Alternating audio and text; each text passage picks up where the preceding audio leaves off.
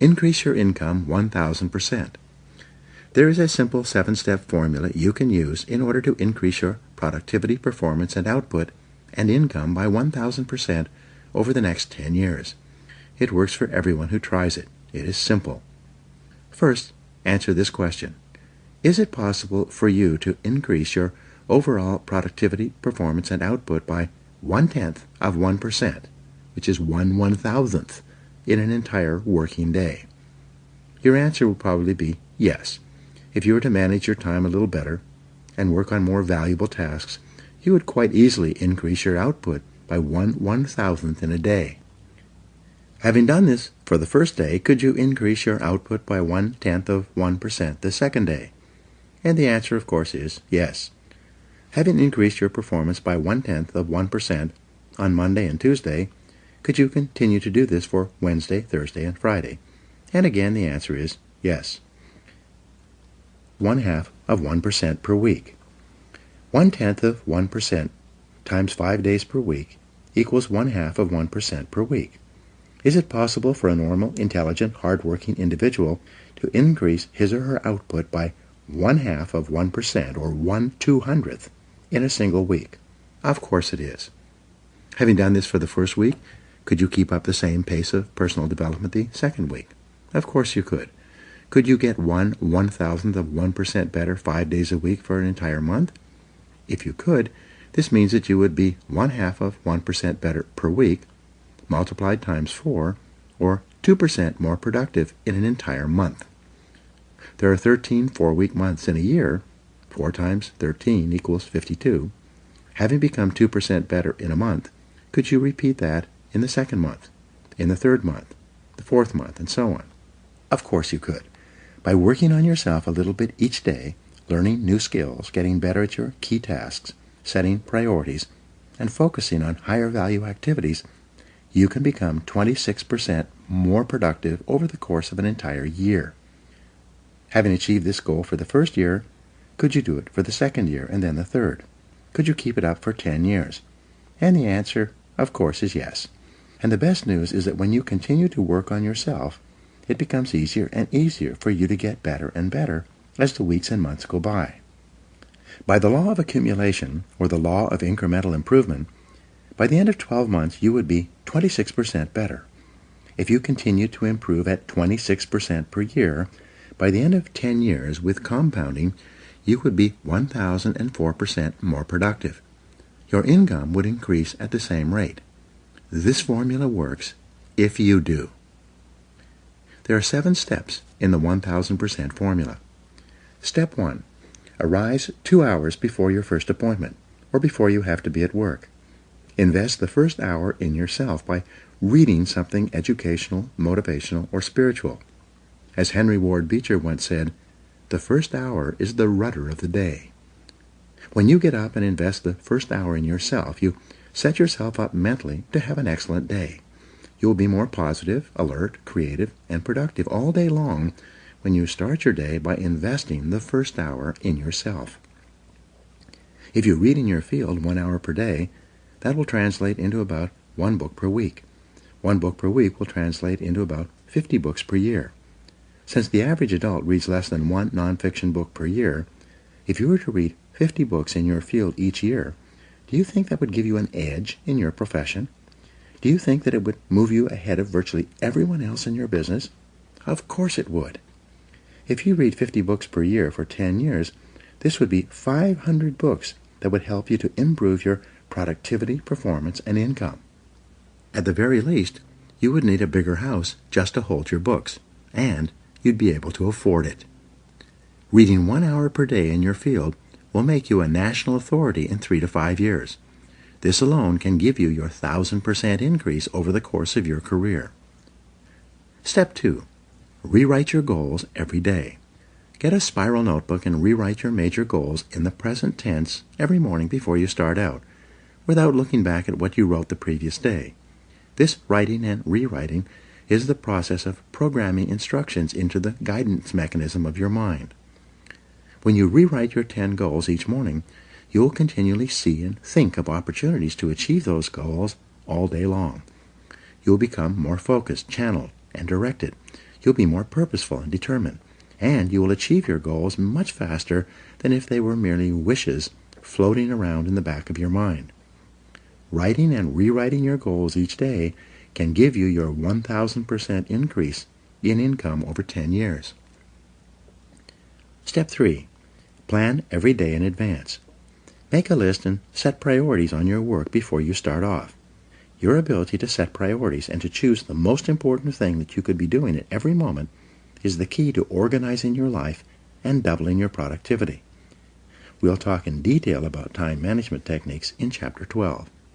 Working on your top priorities can increase your income by 1,000% over 10 years, and it is probably impossible to achieve without it. Step 4. Discipline yourself to concentrate single-mindedly on one thing. Choose the most important thing that you can do each day. Then, start on it first thing and work on it until it's 100% complete. Your ability to focus and concentrate when you develop and hone it into a habit all by itself will enable you to double your productivity, performance, and output in the next month, and it will give you your 1,000% increase over 10 years. Step 5. Listen to educational audio programs in your car. The average business person who drives spends 500 to 1,000 hours per year behind the wheel of their car. When you turn your car into a university on wheels, a mobile classroom, you get the educational equivalent of 1 to 2 full-time university semesters as you drive around. Many people have gone from rags to riches by simply listening to educational audio programs in their cars as they drive from place to place. You could do the same. This alone could give you your 1,000% increase. Step number 6. Ask 2 magic questions after every call or event. First, ask yourself, what did I do right? Then, ask yourself, what would I do differently? The first question, what did I do right, forces you to think through and recall all the correct things that you did in that last meeting, presentation, or event, even if it was not successful. Write them down. The second question, what would I do differently, forces you to think through all the different ways you could improve your performance in a similar situation. Write these ideas down as well. In both cases, by reviewing your performance, by thinking about what you did right and what you would do differently, you program yourself to perform even better the next time. This is one of the fastest and most powerful exercises in personal growth and development I have ever discovered. This process dramatically speeds up the rate at which you move into the top 20%. Step 7. Treat every person you meet like $1 million customer. Treat each person you meet and work with, both at home and in the office, as though he or she is the most important person in the world. When you treat people as if they are valuable and important, they will return the favor by treating you as if you are valuable and important as well. They will want to be associated with you, work for you, buy from you, and introduce you to their friends. You begin treating people like $1 million customers by starting at home, with the members of your family. Remember, they are the most important people in your life. So when you start your day well, first thing in the morning, by making the members of your family feel important and telling them that you love them, you'll be more positive, relaxed, and happier for the rest of the day. Fully 85% of your success will be determined by how much people like and respect you, especially in business and sales. Never miss an opportunity to treat people well. When you practice these 7 steps each day for a month, you will see changes and improvements in your life, work, and income that will astonish you. After a month of regular practice, you'll have formed a new habit of continuous personal improvement that can carry you onward and upward for the rest of your life. Be the best. Lifelong personal development and the commitment to personal excellence requires tremendous dedication, discipline, and willpower. The greatest payoff is that every time you learn and apply something new, your brain releases endorphins, which make you feel happier and more excited about your future. Every time you learn and apply something new, you'll have a greater sense of personal power. Your self-esteem, self-respect, and personal pride will increase. You'll feel very much in control of your earning ability, which is one of the most important parts of your life. In the next chapter, we'll talk about the importance of courage, of overcoming the fears and doubts that hold most people back. It is often the case that we know what we need to do, but we lack the courage to take the risks that accompany trying anything new. Instead, we make excuses for inaction. Now, here are some action exercises that you can do. Number 1, make a decision today to invest in yourself and getting better, as if your future depends on it, because it does. 2, identify the most important skills you have that determine the quality and quantity of results you get at your work, and make a plan to get better in each one. 3, if you could wave a magic wand and become absolutely excellent in any one skill, which one skill would have the greatest impact on your earning ability? Whatever your answer, set that skill as a goal, make a plan, and work on it every day. 4, set excellent performance in your work as a goal, and then determine exactly what you will need to do every day to join the top 20% or better in your field. 5, look ahead 3 to 5 years and determine the new knowledge and skills you will need in order to lead your field in the future. Then start acquiring them today. 6, select the top person in your field, the one you admire most, and use him or her as a role model for your own development. And 7, commit yourself today to lifelong learning, and never let a day go by without getting better in some area.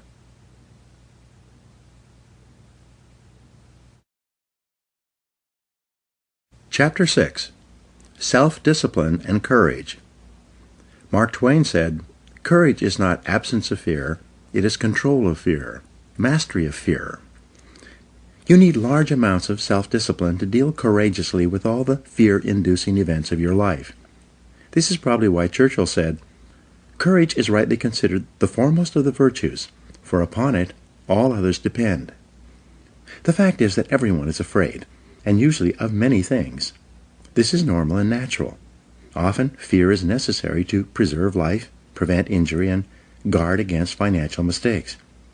So, if everyone is afraid, what is the difference between the brave person and the coward?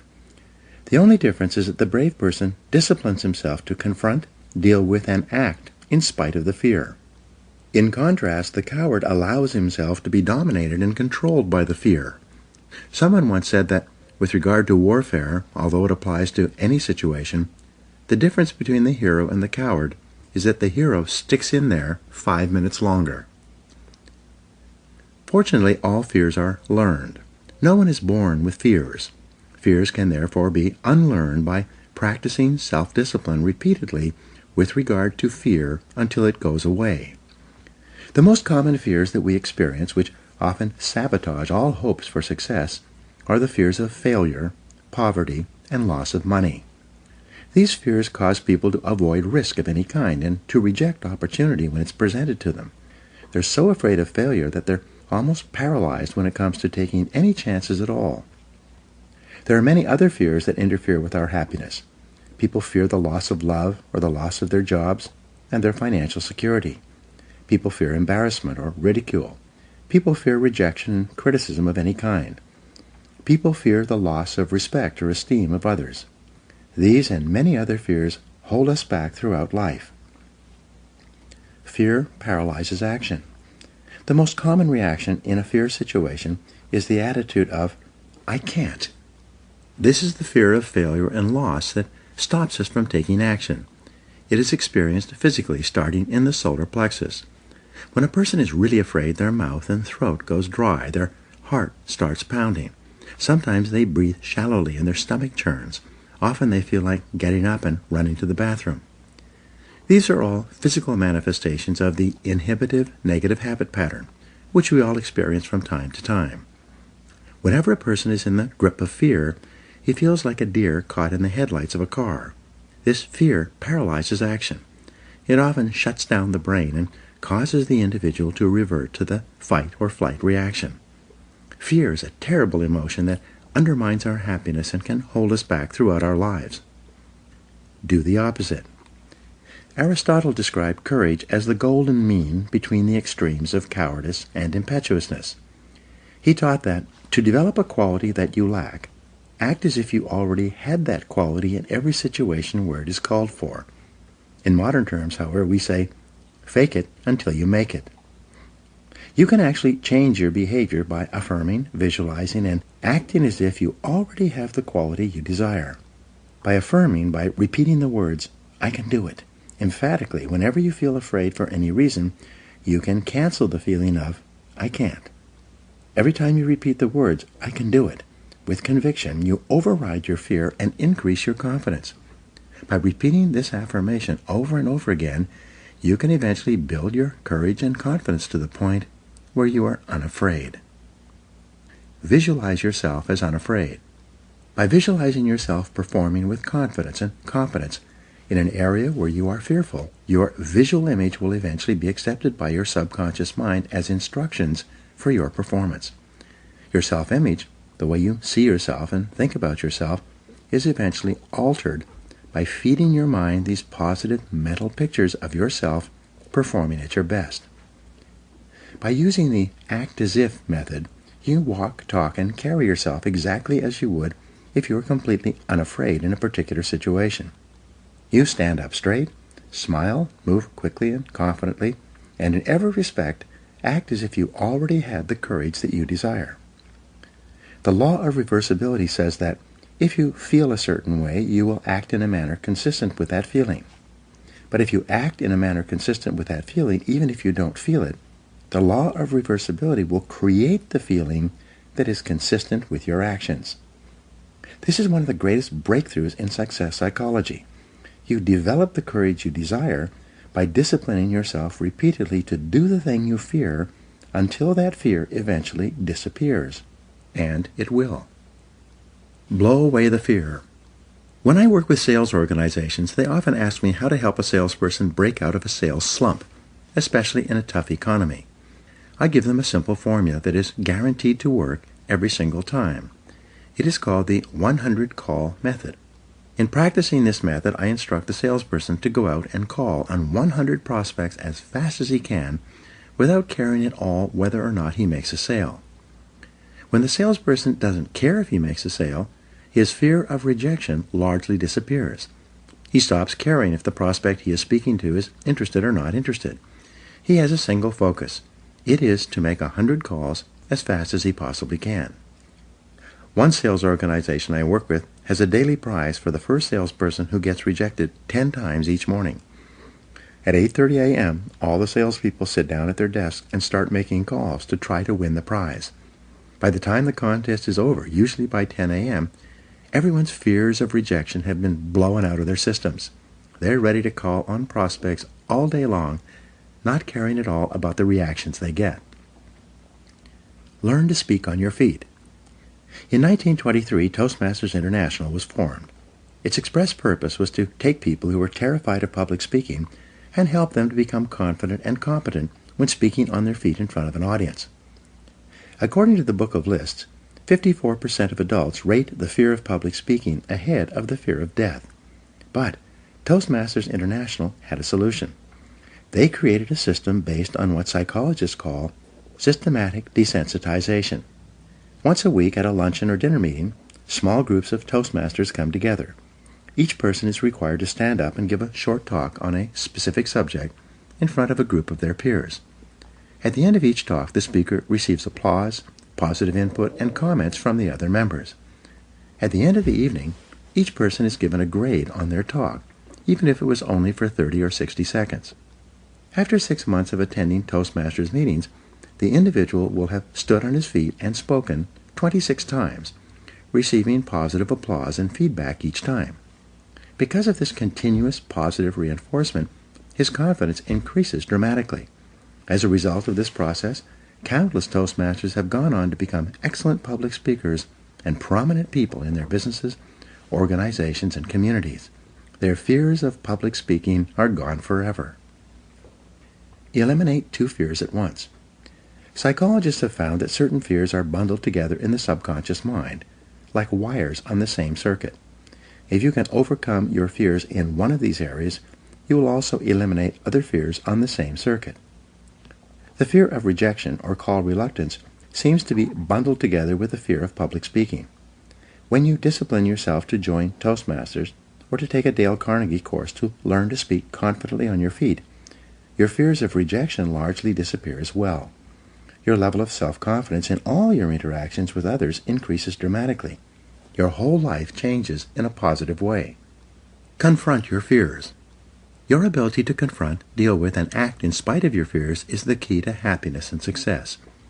One of the best exercises you can practice is to identify a person or situation in your life of which you are afraid and resolve to deal with that fear situation immediately.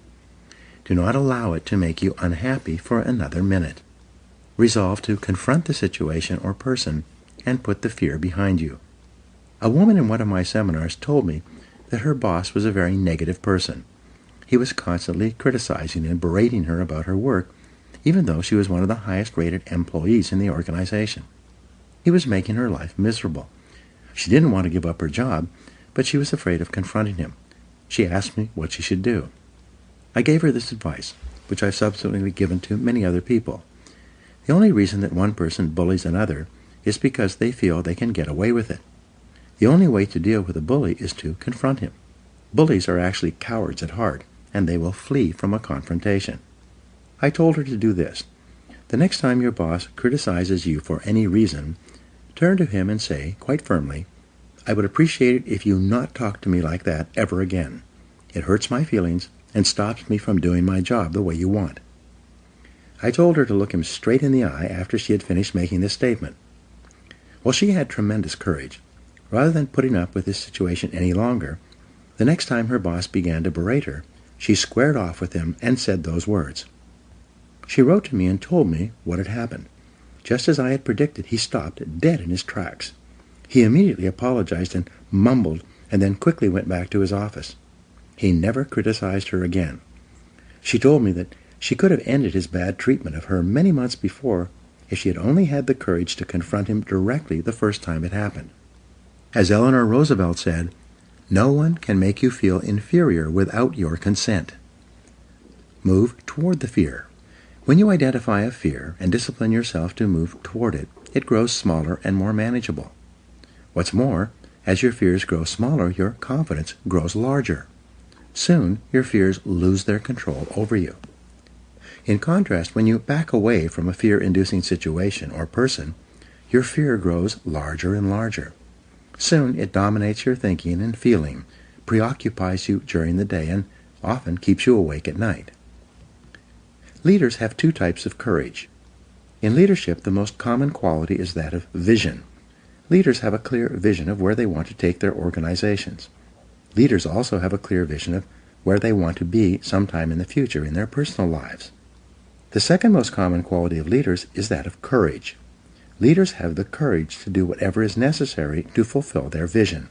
They lead from the front and dare to go forward. There are two types of courage that you need. First, you need the courage to launch, to take action, to take a leap of faith. You need the courage to go all in, without any guarantee of success and with a high possibility of failure, at least in the short term.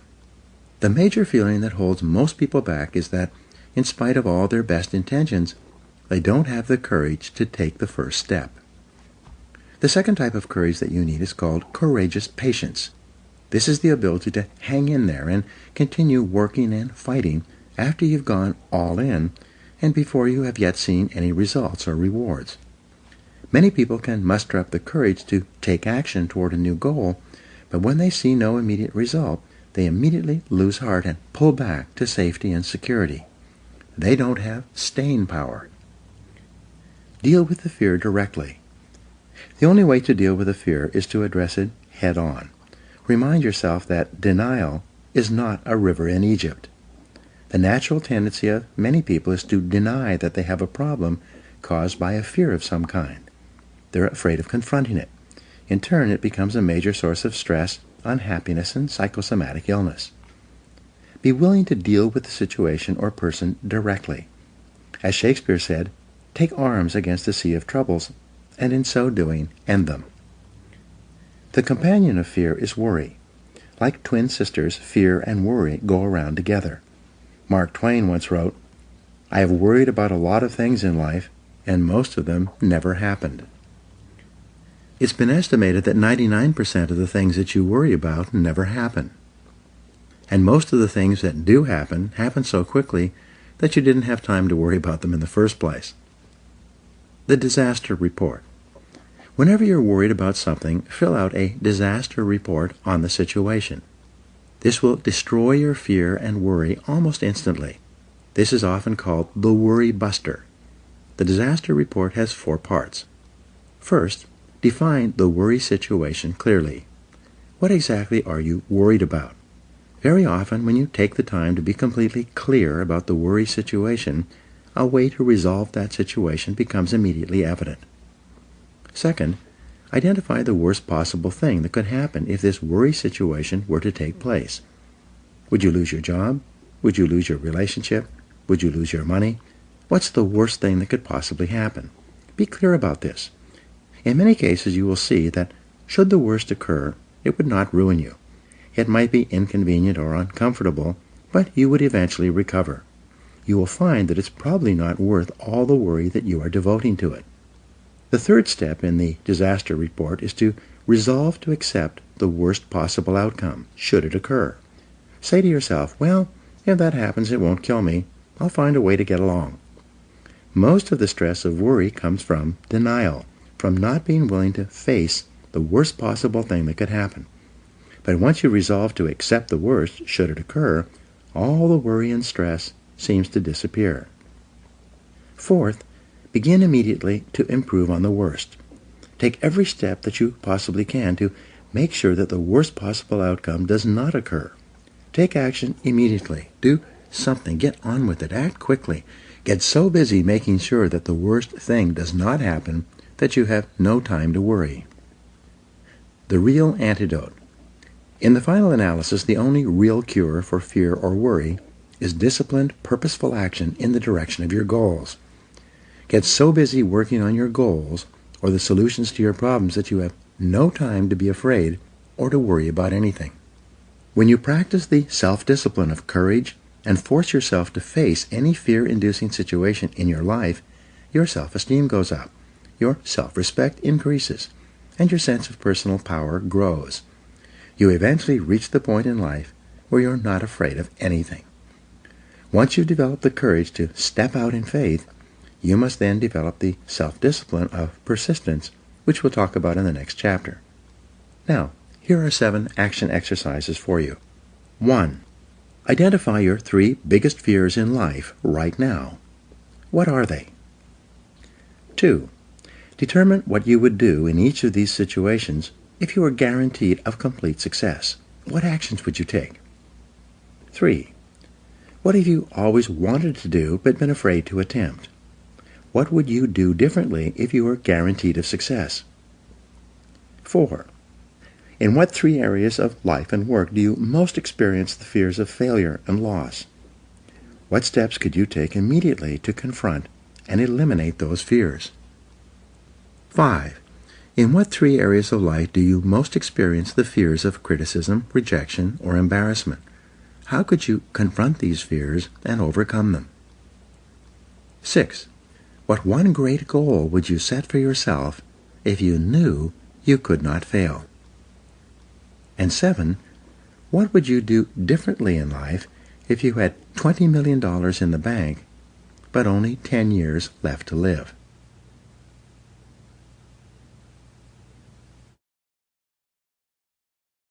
Chapter 7. Self-Discipline and Persistence. Benjamin Disraeli wrote, "Beware of endeavoring to become a great man in a hurry. 1 such attempt in 10,000 may succeed. These are fearful odds."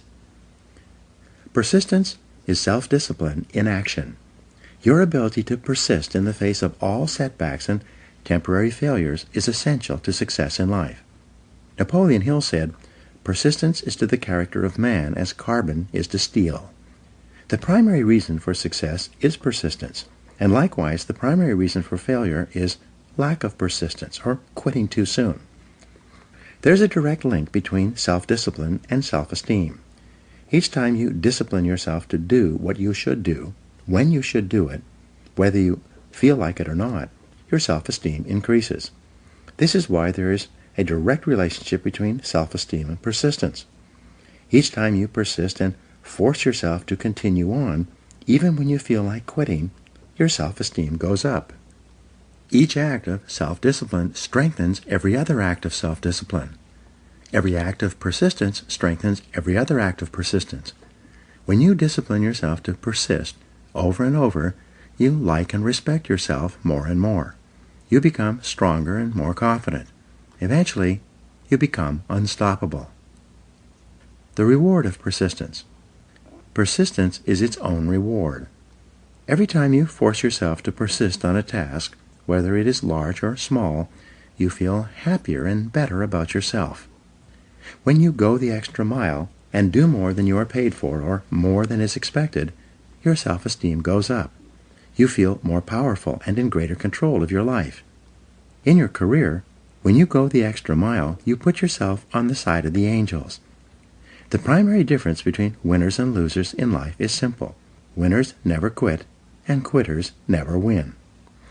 You can increase your ability to persist by talking to yourself positively. Say these words, "I am unstoppable." Before you begin any major undertaking, pre-program yourself by telling yourself, "I never give up." Before you can achieve anything worthwhile in life, you have to pass the persistence test. This is usually a snap quiz, sprung on you unexpectedly with no warning. You suddenly face a major setback, problem, temporary failure, or even a complete disaster. When this happens, remind yourself that this is the testing time. This is when you demonstrate what you are really made of. This is when you show yourself and others the strength of your character and your true determination to succeed. Your ability to respond. Your ability to respond effectively to setbacks, your level of response ability, is the measure of your readiness to succeed. When you experience a major setback or problem, you will feel temporarily stunned. This feeling is very much like a punch in the emotional solar plexus. You'll be stopped for a few seconds or a few minutes. During this period, you'll often feel discouraged or experience self-pity. You will say, "Why me?"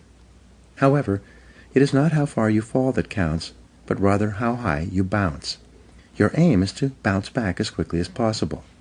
Resilience in the face of unexpected reversals is vital to long-term success. Remember the warrior's creed. I will lay me down to bleed a while, and then rise and fight again. Don't be surprised, shocked, or set back when things go wrong. Your best-laid plans will often fall apart. Instead, expect disappointments and setbacks as a part of life. Take a deep breath, pick up the pieces, and continue onward. Optimism gives you resilience. The most important quality you need for success and persistence is optimism. This is a boundless confidence in yourself and your ability to ultimately succeed. To remain optimistic, you must control and discipline your thinking when things go wrong. Refuse to feel sorry for yourself. Remember, you are not a victim. You are an adult, and you are in charge of your own life. You are doing what you have freely chosen to do. Setbacks come with the territory. They are merely speed bumps on the road to success. Refuse to blame others or make excuses. When you complain or blame other people, it just makes you feel and sound petty and small, and, what's worse, it takes away your personal power. Whenever you criticize or complain, it makes you feel weaker and reduces your ability to deal effectively with the situation. Instead, greet every setback by repeating, "I am responsible." Look for the reasons why you are responsible for what happened rather than trying to pass on the blame to other people. No excuses. Be proactive versus reactive. Resolve to focus on the solution and what can be done now rather than on what happened and who's to blame. Think in terms of the actions you can take to resolve the situation rather than what went wrong and who is to blame. To remain optimistic, look for the good in every situation. When you look for something good, you will always find something good. Furthermore, while you're looking for something good, because your conscious mind can only hold one thought at a time, you'll automatically become positive, optimistic, and back in full control. Seek the valuable lesson in every problem or difficulty. Every setback you face contains one or more lessons that have been sent to you to help you to be more successful in the future. The difference between success and failures is simple. Failures feel sorry for themselves when things go wrong, whereas successful people look for the valuable lesson they can learn that will help them in the future. Look for the gift. Norman Vincent Peale used to say, "When God wants to send you a gift, he wraps it up in a problem." The bigger the gift that God wants to send you, the bigger the problem he wraps it up in. Instead of concentrating on the problem, look for the gift. Wonderfully enough, you will always find it. What's more, sometimes the gift or valuable lesson can be of far greater value than the cost of the problem itself. Sometimes one lesson that you learn in dealing with a problem can be the key to your long-term success. As Napoleon Hill wrote, "Within every problem or obstacle lies the seed of an equal or greater opportunity or benefit. Your job is to find it." Continually think of yourself as a strong, powerful, resolute person in the face of adversity. In World War I, a British general was described by his superiors. "There he stands, like an iron peg, driven into the frozen ground, immovable." Let this be an accurate description of you whenever you face difficulties or problems of any kind. Resolve to stand like an iron peg, driven into the frozen ground. Resolve in advance. When you resolve in advance that you will never give up, your success is virtually guaranteed. In the final analysis, nothing can really stop you but yourself. In life, it doesn't matter how many times you get knocked down. All that matters is how many times you get back up. If you continue to get back up and press onward, you must eventually reach your goal. Each time you exert your self-discipline to persist in the face of adversity, you also increase your self-esteem and self-confidence. Then, as your self-esteem increases, you feel stronger, more powerful, and more unstoppable. When you feel better and stronger, you become more capable of persisting the next time, and then the time after that. By disciplining yourself to persist in the face of all adversity, you put your life onto an upward spiral of self-esteem, self-discipline, and persistence until you eventually become like a force of nature. Persistence is self-discipline in action. In Part 2, you will learn the specific things you can do to apply these principles to the practical areas of life, to achieve greater success in your work and career, and to fulfill your potential in the months and years ahead. Now, here are some action exercises for you. Number 1. Identify one area in your life where you need to persist even harder to achieve your goal, and then take action in that area. 2. Identify a goal in your life that you did not accomplish because you failed to persist through to completion. What steps could you take today to succeed in that area? 3. Identify one big goal that you achieved because you persisted and refused to give up, no matter how difficult it became. 4. Decide on your major definite purpose in life, the one goal that, if you achieved it, would have the greatest positive impact on your life. 5. Write down your goal clearly.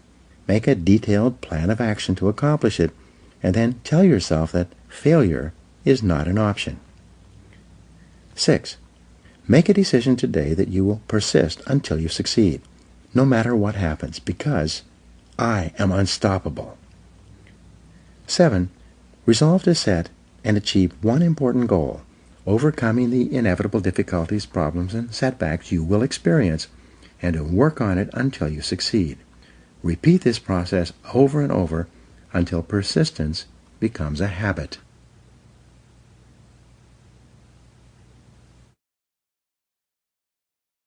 Part 2. Self-discipline in business, sales, and finances. In this part, you will learn how to develop the discipline necessary to join the top 10% of people in your field. You'll learn how to increase your productivity, performance, output, and results.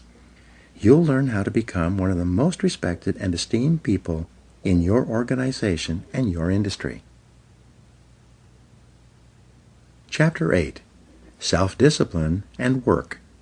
Vince Lombardi said, "Leaders aren't born, they're made. And they're made just like anything else through hard work.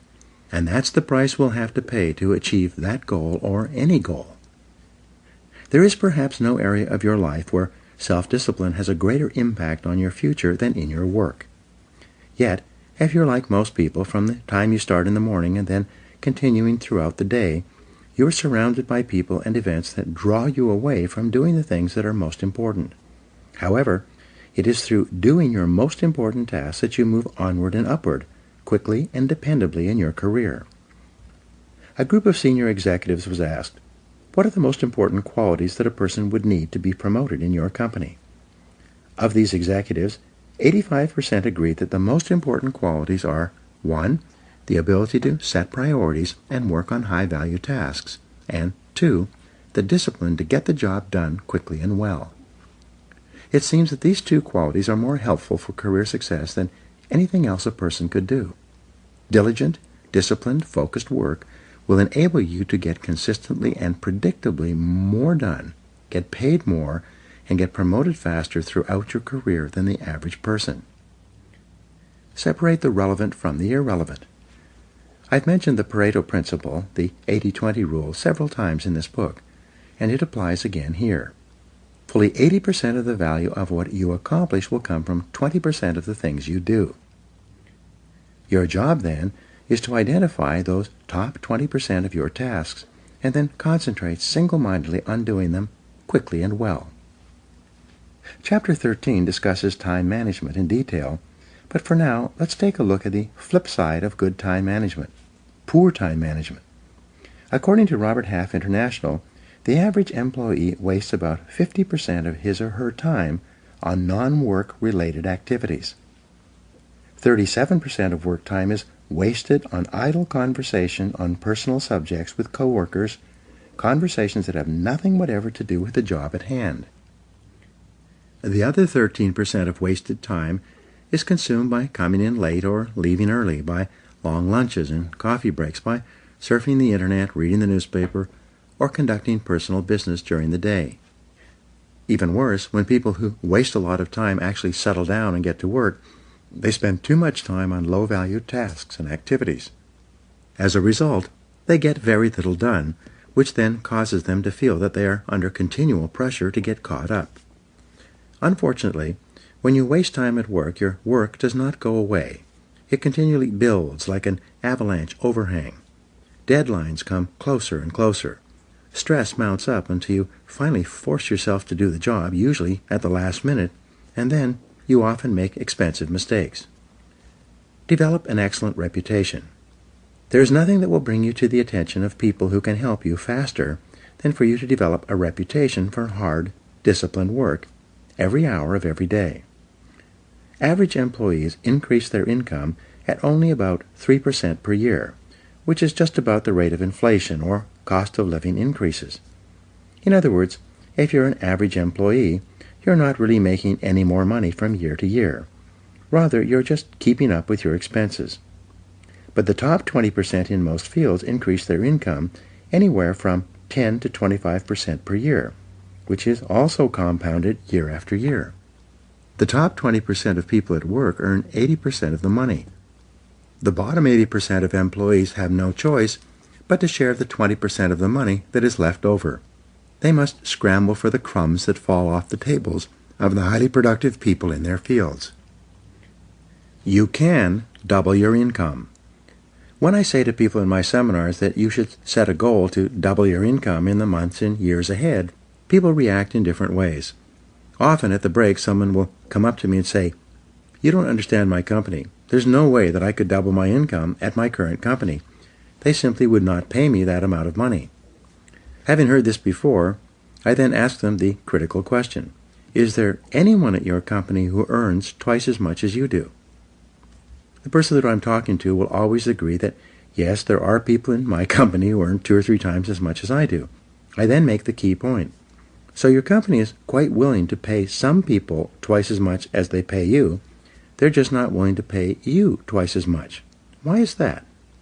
Then suddenly the light goes on. The individual realizes that it is not the company that is not willing to pay the money. It is the individual who is not contributing enough to be worth that additional money. The responsibility is his, not the company's. The law of three helps you to prioritize. When we coach entrepreneurs, executives, and business owners, we take them through an exercise that is designed to help them double their productivity, performance, and output within 12 months, sometimes even within 30 days. It's simple. Here's how it works. First, make a list of all the things that you do in a week or a month from the time you start work on Monday morning through to the end of the week. Write down everything, both small and large, including checking your email and returning phone calls. Then review this list and ask this key question. If I could only do one thing on this list all day long, which one task or activity contributes the most value to my company? As you go over your list, the correct answer will probably jump out at you. Whatever it is, put a circle around it. Then, ask the second question. If I could only do two things on this list all day long, which would be the second task or activity? Review your list again and identify your second most important task in terms of contribution to your company. Finally, ask the question once more. If I could only do three things on this list all day long, what would be the third item? We call this the law of three. The law of three says that there are three primary things that you do that contribute 90% or more of your value to your company or organization. Your job is to identify those three critical tasks and then discipline yourself to do them all day long. All of your other minor tasks will be support tasks, complementary tasks, enjoyable tasks, or useless tasks. They will be little things that you've gotten into the habit of doing as a way of unconsciously avoiding the big, difficult, important tasks that can make a tremendous difference in your work and career. Calculate your hourly rate. Another way for you to double your income is for you to use the hourly rate method of calculating your personal value and your time allocation. First, determine the amount that you earn each hour. You do this by dividing your annual income by the number 2,000, which is roughly the number of hours that an entrepreneur or executive works each year in our society. 40 hours a week times 50 weeks a year. For example, if you earn $50,000 a year divided by 2,000, your hourly rate would be $25. If you earn $100,000 per year divided by 2,000, your hourly rate would be $50. Whatever it is, from that moment onward, resolve to do only those things that pay you your hourly rate or better. Refuse to do those things that someone else can do at a lower hourly rate than you. Do not waste your time doing things of low value or no value while your other important tasks are building up. Get on the same page about what work is most important. Once you have made a list of all the results you feel you have been hired to accomplish, and you have determined your three most important things that you do to justify your hourly rate, take your list of key activities to your boss and have your boss organize your job based on his or her priorities. You need to do this because you must be sure. Benjamin Trigo, co-founder of the Kepner-Trigo consulting firm and author of The Rational Manager, once said, "The very worst use of time is to do very well what need not be done at all." Yet it is amazing how many people are working hard on tasks that are of little or no value to their bosses. No matter how well you do an unimportant task, it doesn't help you.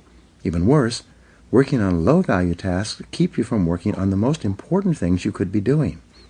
Hard work on the wrong job can actually sabotage your career.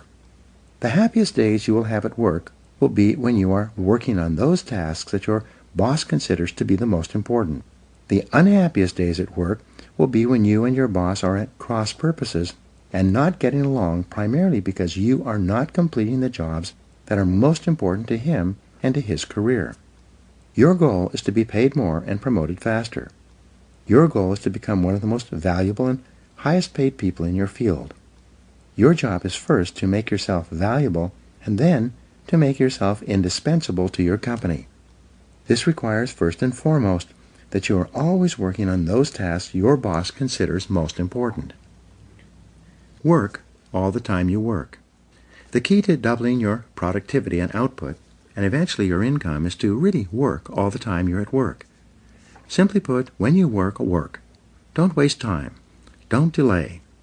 Don't chat with coworkers or sit around drinking coffee. Don't read the newspaper or surf the internet. When you come into work in the morning, put your head down and then work all day long. The biggest time wasters in the world of work are other people who want to talk with you, distract you, delay you, and take up the time that you should be spending on high-value tasks. When a time waster approaches you and says, "Do you have a minute to talk?" you reply by saying, "Yes, but not now. Why don't we talk at lunchtime or after work? In the meantime, I have to get this job finished. I have to get back to work." When you tell people that you are under the gun, that you have to get a task finished for your boss, they will usually leave you alone. If you do this often enough, they will develop that habit of leaving you alone and instead find someone else with whom to waste time. Keep yourself motivated and focused by talking to yourself in a positive way. Your mantra from now on should be, back to work, back to work, back to work. Whenever you find yourself slowing down on a major task, begin repeating to yourself those magic words, back to work. Who works hardest? The Secret Survey. Imagine that an outside company is going to do a study of all the people who work in your organization. They're going to give each person a list of all the employees and ask them to rate their fellow employees in terms of who works the hardest, the second hardest, and so on. They're then going to give this list of people, organized from the hardest worker down to the laziest, to your superiors. This list is going to be used to determine who gets paid more and promoted faster than others. Now, imagine that this survey is already being taken, but in secret. The fact is, in any organization, everyone knows who works harder than anyone else. Everyone knows who works less and who does not pull their weight. Everyone knows. It's not a secret at all. Resolve today that if a survey like this were to be taken 1 year from today, you would win the contest. Resolve today that you are going to develop the reputation for being the hardest working person in your business. This will do more to help you than almost anything else. When you are surrounded by time-wasting people and situations, it takes tremendous self-discipline to work all the time you're at work. You must constantly fight against distractions and interruptions so that you can get back to work. The success formula. When I began my career working for a large company, I was the low man on the totem pole. Everyone had been there longer than me and was ahead of me in the company pecking order. Even though I was in my early 30s, I still had no idea how to play the game or what to do to get ahead in the cutthroat corporate competition that existed. Somewhat by accident, I stumbled onto the formula that made me successful. It was very simple. Whenever my boss gave me something to do, I did it immediately. Like a dog chasing after a thrown stick, I would immediately throw myself at the task, complete it, and hurry back to my boss with the finished job. Initially, he would smile and say something like, "I didn't really need it done that quickly, but thank you for getting it done." When I was caught up with my work, instead of relaxing, I would go to my boss and say, "I'm all caught up. I want more work to do. I want more responsibility." These words became my mantra. I want more responsibility. Again, my boss, who was preoccupied with an enormous number of projects, would say something like, "Okay, leave it with me. I'll think about what else I can give you to do." Every day, like a broken record, I would go to my boss at the end of the day and say, "I'm all caught up.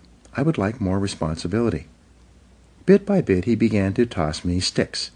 He would give me a little task to do to keep me busy. Whatever it was, I would go out immediately, complete the task, and bring him the results. I would then say, "I'm all caught up. I want more responsibility." Within 6 months, he began to see me as the go-to guy. Whenever he had something he needed done quickly, he passed by everyone else and gave it to me. He knew that whatever he asked me to do, I would do it quickly. Once, my boss asked me to fly to Reno to begin development work on a property that the company was purchasing. He told me I could go sometime in the next couple of weeks. Instead, I left the next morning. I went straight to the lawyer who was handling the transaction, and then to the engineer who was in charge of the development work. I immediately sensed that something was seriously wrong with this land purchase. I didn't know what it was, but as I went from person to person, asking questions and gathering information. By the end of the day, just a few hours before this $2 million transaction was set to close, and the money would change hands forever, I found that we were about to be sold a piece of land that had no water and was therefore undevelopable. Because of complex laws and limited riparian rights, water rights, the property was a worthless piece of ground that could not be developed within the next 100 years. If we had proceeded with the purchase, we would have lost $2 million. I immediately stopped the transaction, demanded that the lawyer cut me a certified check for the $250,000 deposit that was in his trust account, and flew home to my boss to tell him the story. As you can imagine, my boss was very happy with what I had done. From that day forward, I received more and more responsibilities. Within another year, I was running 3 divisions of the company and had a staff of 42 people in 3 cities. I later learned that my boss paid me more money than anyone else who ever worked for him, and he did so all on the basis of results and profitability. This is why whenever people ask me how to succeed in business by really trying, I give them the same advice. Whatever your boss gives you to do, do it quickly and well. Then go and ask for more responsibility. And when you get it, do the job quickly and well until you get a reputation for being the person who does things fast. This will help you advance in your career more than any other reputation you could develop. Pay the price. Here is a simple 3-part formula for success at work. Come in a little earlier, work a little harder, and stay a little later. This will move you so far ahead of your competitors that they will never catch up. Come into work 1 hour earlier, before anyone else arrives. Use that time to plan and organize your day and get started on your most important tasks. Make sure that whatever time your boss comes to work, you are always there working before he arrives. Second, work a little harder. Don't waste time. Don't chat with coworkers. Work through lunchtime so that you can get on top and stay on top of your main tasks and responsibilities. Third, work 1 hour later than your coworkers. If they leave at 5 o'clock, you leave at 6. Use that extra time to complete your important tasks and get yourself organized for the following day. When you come in 1 hour earlier, work through lunch, and work 1 hour later, you add 3 full productive hours to your day. Because there are no interruptions when you work during these time periods, you'll actually accomplish 2 or 3 times as much as you would during your other work hours when you're constantly interrupted by other people and telephone calls. In fact, you can double or even triple your productivity, performance, and output by simply adding these 3 hours to your workday. The good news is that by coming in earlier and leaving later, you don't lose anything. You merely avoid the traffic tie-ups and slowdowns that most people suffer through on their ways to and from work. The 40-plus formula. To succeed faster at work, use the 40-plus formula. This formula says that you can tell where you're going to be 5 years from now by looking at the number of hours that you put in today in excess of 40 hours per week. If all you do is put in the regular 40 hours that everyone else puts in, all you will do is survive. Your annual increases will be 3 or 4%. You will have a job, but your income increases will go up at the same rate as everyone else. It is when you begin to put in more than 40 hours that you give yourself an advantage over most of the other people in your company and your business. Make it a habit to do more than what you are paid for. Discipline yourself to put in more than you take out. Every hour that you work over 40 hours a week is an investment in your future success. The highest paid people in America in every field work 50 to 60 hours per week. The average self-made millionaire works 59 hours per week. This is equal to 5 12-hour days or 6 10-hour days.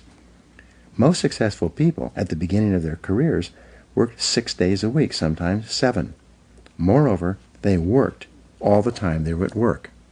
They didn't waste time. They realized that in order to reap a great harvest later in their career, they had to sow a lot of seeds in the springtime of their career.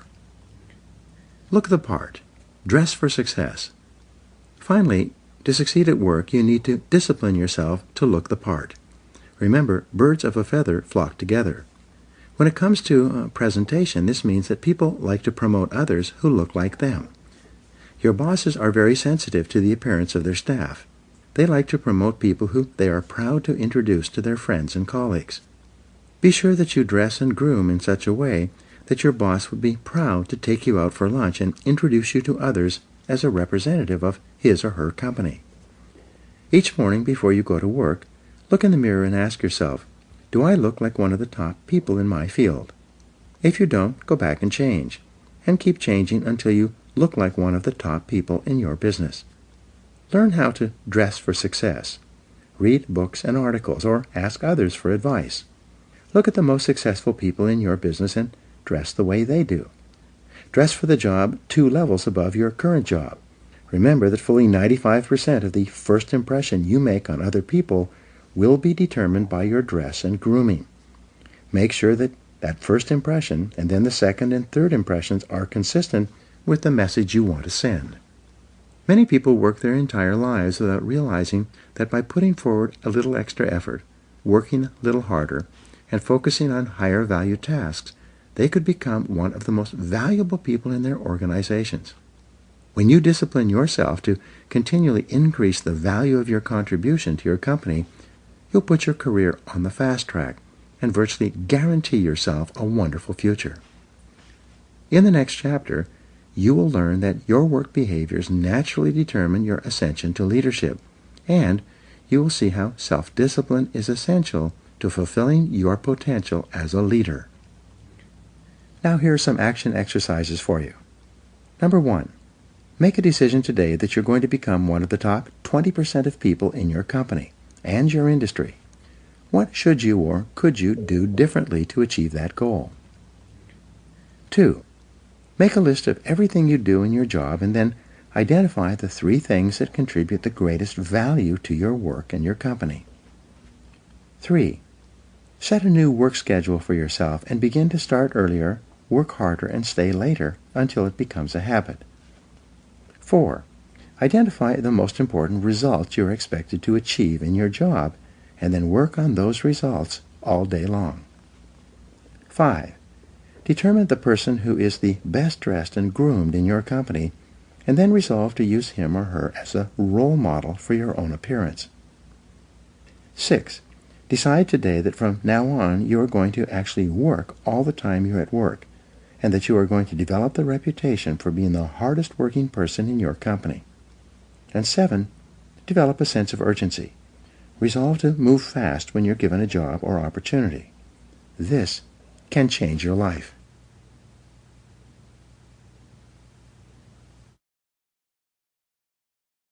Chapter 9. Self-Discipline and Leadership. Nothing is more harmful to the service than the neglect of discipline, for it is discipline more than numbers that gives one army superiority over another. George Washington. Leadership and self-discipline go hand in hand. It is not possible to imagine an effective leader who lacks self-discipline, willpower, self-control, and self-mastery. The overarching characteristic of a leader is that he is in complete control of himself and every situation. There has seldom been a time in history when leaders were so needed and so much in demand as today. We need leaders at every level of society, both in the profit and non-profit sectors.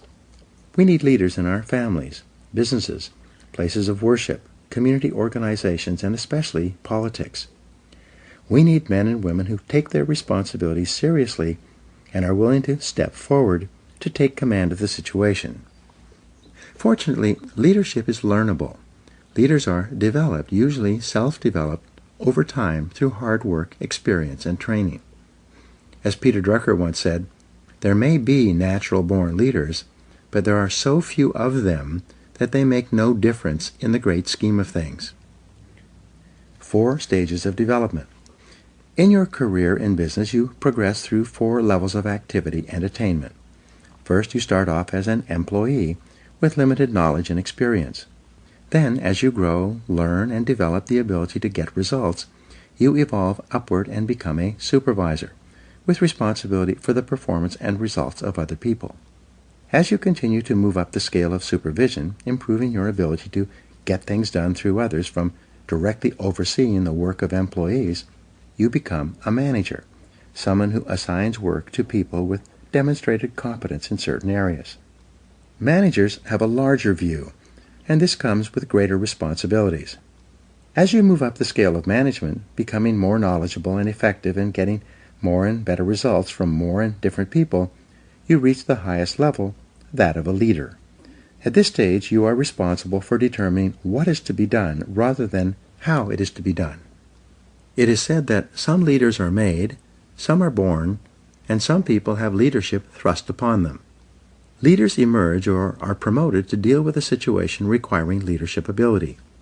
In its simplest terms, the role of the leader is to take responsibility for results. The primary reason that people are promoted into increasingly higher levels of leadership is because they demonstrate the ability to get the required results at each level. The ongoing question of the leader is always, what results are expected of me? Clarity is essential.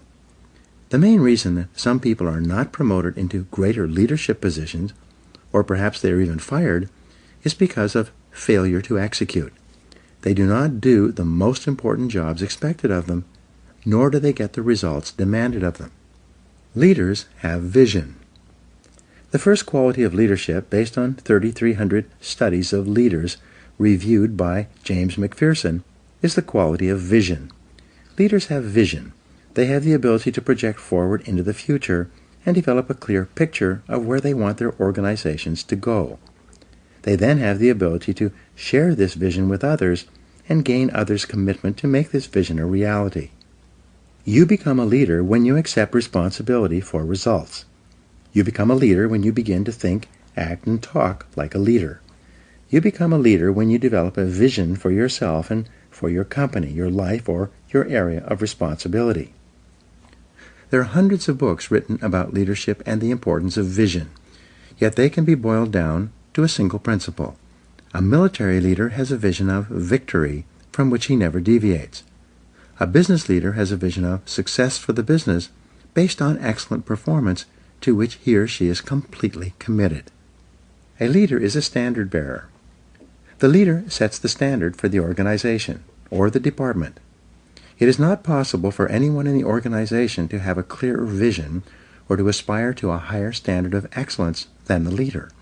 For this reason, the leader is the role model, the one who sets the tone and the morale for everyone in the organization. The personality and influence of the leader affects everyone below him in the company, organization, or department. You cannot raise morale in a business. It filters down from the top, from the leader. The behavior of the leader influences and affects the behavior of everyone else. If the leader is positive, confident, and upbeat, everyone in the organization will be influenced by his behavior and will be more confident, positive, and upbeat as well. Walk the talk. When you become a leader, you must discipline yourself to be leader-like. You must walk, talk, and act the part of a leader. You become a different person with different responsibilities than a manager. When you are working your way up, you are a part of the staff or the sales team. When you become a manager, you are part of management. This means that when you are part of the staff, your orientation is upward and sideways. But when you become a leader, your orientation is downward, toward all the people for whom you are responsible. Perhaps the most important behavior of a leader is for you to discipline yourself to be a role model. Imagine that everyone is watching you and patterning everything they do and say based on your behavior. When you become a leader, you no longer have the luxury to let it all hang out. From the time you are promoted into leadership, you have a special responsibility to discipline and control your words and behaviors in such a way so that you bring about the very best possible results for your organization and for other people. Set the standards. The leader sets the standards for the organization's behavior, quality of work, personal organization, time management, and appearance. In excellent organizations, the leader is the person who everyone looks up to and wants to emulate. In most cases, the leader works harder than others in the company. The leader appears to be more committed, more determined, more courageous, more visionary, and more persistent than anyone else. The leader sets a tone that everyone wants to emulate. The leader also sets the standard for how people are treated in the organization. When the leader treats people with courtesy, consideration, and concern, it quickly becomes known that these are the standards to which others must adhere. Set values and principles. In addition to a clear vision for the organization, the leader must have a set of values and organizing principles that guide behavior and decision-making. Everyone must know what the leader and the company stands for and believes in. The job of the leader, then, is to articulate this vision of excellent performance within the constraints of high ethical standards at all times. He or she must walk the talk and live the values and behaviors he or she teaches. The very best standard for a leader is the golden rule: do unto others as you would have them do unto you. For example, when Jack Welch was the president of General Electric, he encouraged managers to treat each employee as if that employee might be promoted over his head sometime in the future, and he might find himself working under the person who is now working below him. This way of thinking assured that managers treated their staff with a high degree of respect and courtesy. 7 Principles of Leadership. To be an effective leader, there are 7 principles you must incorporate into your leadership behavior and activities. 1. Clarity. This is perhaps your most important responsibility. You must be absolutely clear about who you are and what you stand for. You must be absolutely clear about your vision and where you want to lead your people. You must be absolutely clear about the goals and objectives of the organization and how they are to be achieved. Especially, you must be absolutely clear about the values, mission, and purpose of the organization and what it stands for. Everyone around you and below you must know exactly why they are doing what they do and what their company has been formed to accomplish. 2. Competence. As the leader, you must set a standard of excellent performance for the organization as well as for every person and function in the company. Your goal must be for your company to be as good or better than your very best competitor. You must be continually seeking ways to improve the quality of your product and services to your customers. 3. Commitment. The leader is absolutely committed to the success of the organization and believes completely that this organization is the best in the business or will be the best in the future. This passionate commitment to the organization and to success and achievement motivates and inspires people to do their best work and put their whole hearts into their jobs. 4. Constraints. The job of the leader is to identify the constraints or limiting factors that set the speed at which the company achieves its most important goals of revenue and profitability. The leader then allocates people and resources to alleviate those constraints and remove the obstacles so it can perform as one of the best in the business. 5. Creativity. The leader is open to new ideas of all kinds and from all sources. The leader is continually encouraging people to find faster, better, cheaper, and easier ways to produce excellent products and services and to take better care of customers. 5. Continuous learning. The leader is personally committed to reading, listening, and upgrading his or her personal knowledge and skills as an executive. The leader should attend additional seminars and courses to improve his or her skills and abilities. At the same time, the leader encourages everyone in the organization to learn and grow as a normal and natural part of business life. The leader provides time and resources for training and development. The leader knows that the best companies have the best trained people. The second best companies have the second best trained people, and the third best companies have the least trained people and are on their way out of business. 7 is consistency. The leader has the self-discipline to be consistent, dependable, reliable, calm, and predictable in all situations. One of the great comforts of business life is for an employee to know that the leader is completely consistent and reliable. An effective leader does not change from day to day. The leader is not blown in the wind by each new situation or problem or emergency that arises. Instead, the leader is calm, positive, and confident, especially under pressure. The inevitable crisis. The only thing that is inevitable in the life of the leader is the crisis. When you rise to a position of leadership, you will experience crises repeatedly, crises that are unpredictable, unbidden, and often capable of seriously damaging the organization. It is in the crisis that the leader demonstrates his competence. In times of crisis, the leader becomes calm, cool, objective, and completely in control. The leader asks questions and gathers information. The leader assesses the situation accurately and makes whatever decisions are necessary to minimize the damage or cut the losses. Great leaders discipline themselves to keep their fears and misgivings private. They do not share their concerns with their staffs, knowing that this can cause confusion and loss of morale. Instead, the leader asks a lot of questions, probes deeply into situations so that he or she understands them thoroughly, and keeps his or her feelings private.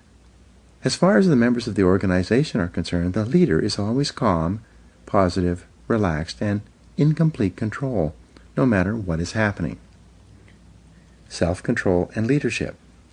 There's a direct relationship between your ability to discipline yourself and your behaviors and your readiness to lead. It is only when you prove to others that you are in complete control of yourself that they develop the confidence to put you in a leadership position and keep you there. The leader realizes that everything he says to or about another person is magnified. The leader therefore praises and encourages people, both in their presence and when they are not around. He never says anything negative that could be misinterpreted or that could demotivate or offend another person. If he has problems with someone, he addresses them privately, out of sight and earshot of anyone else. Leadership qualities. Leaders discipline themselves to plan, prepare, organize, and check every detail. They take nothing for granted. They ask questions to ensure that they have a complete understanding of a situation, problem, or difficulty. Great leaders act as if they own the entire company. They accept a high level of personal responsibility. The leader never complains, makes excuses, or blames others for problems. Leaders are intensely action-oriented. They gather information carefully and they make the decisions that are necessary. They set measures and standards and hold others to them. They insist that the job be done quickly and well. Leaders rise to the top. Leaders rise to the top of an organization as cream rises in milk. When you accept complete responsibility for getting results, concentrate single-mindedly on completing your most important tasks, continually upgrade your knowledge and skills as well as your ability to contribute value to your company, and treat other people with kindness and consideration, you will emerge as a natural leader. As you demonstrate your ability to make an increasingly valuable contribution to your organization, people above, below, and on both sides of you will want you to be promoted into leadership and will support you when you reach that position.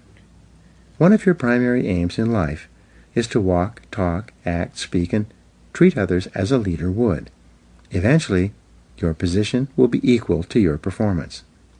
In the next chapter, you will learn how to develop and practice the disciplines necessary to be more successful in your business life and activities. Now here are 7 action exercises that come from this chapter. 1. Ask yourself, what results are expected of me? And then, concentrate single-mindedly on getting those results every day. 2. See yourself as the leader of your organization and ask yourself, what kind of a company would this company be if everyone in it were just like me? Number 3, create a clear, exciting vision for yourself and your organization based on success and excellent performance. Number 4, identify the most important people in your business world and determine how you will have to behave toward them to get them to perform at their best. Number 5, resolve in advance that when the inevitable crisis occurs, you will respond in a calm, controlled, and intelligent manner. Number 6, clarify the exact values and principles you believe in and stand for, and then share them with the people around you.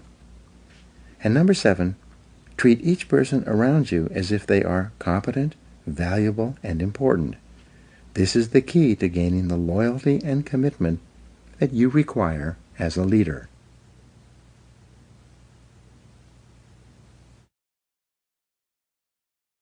Chapter 10. Self-Discipline and Business. John Viney wrote, "The quality of self-denial in the pursuit of a longer-term goal, and indeed, the willpower to maintain that level of self-denial, is an excellent training for the boardroom." Most people will work in or for a business or own a business in the course of their lifetimes. The achievement of business success demands high levels of discipline from you in every area of business activity, both large or small. Without self-discipline and self-control in business, no success is possible. There's no area of activity that demands more self-discipline than starting and operating a successful business in our current economy.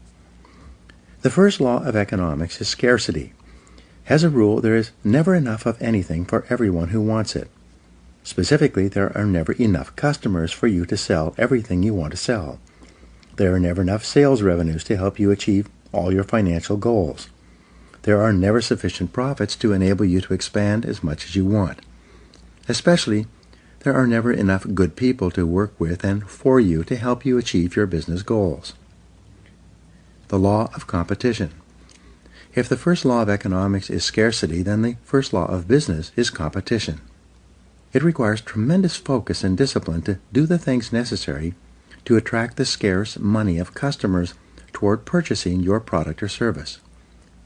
To not only survive but also thrive, you must compete continually against all other uses of the same amount of money that you want to charge for what you sell. The first discipline of business success is that you offer a product or service that people want, need, and will pay for at a price they will accept, a price that is competitive with every other business that wants the same customer dollar. You must be completely honest with your product-service mix to ensure that it is well suited to the current market. This is an area where false assumptions or incorrect conclusions can lead to business failure.